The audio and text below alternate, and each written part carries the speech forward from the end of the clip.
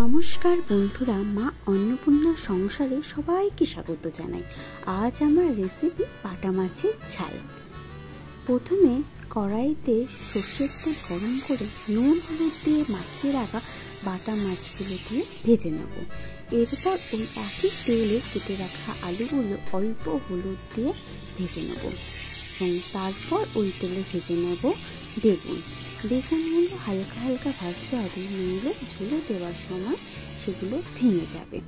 আমার বেগুন ভাজা হয়ে গেছে। অন্যদিকে টমেটো আর আদা পেস্ট করে নেব।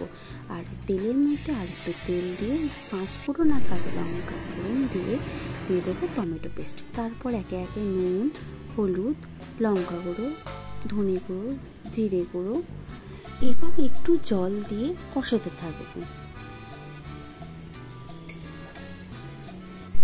আমার মশলা কষানো হয়ে গেছে। এরপর ওই মশলার মধ্যে আলুগুলো দিয়ে আরেকটু কষিয়ে নেব।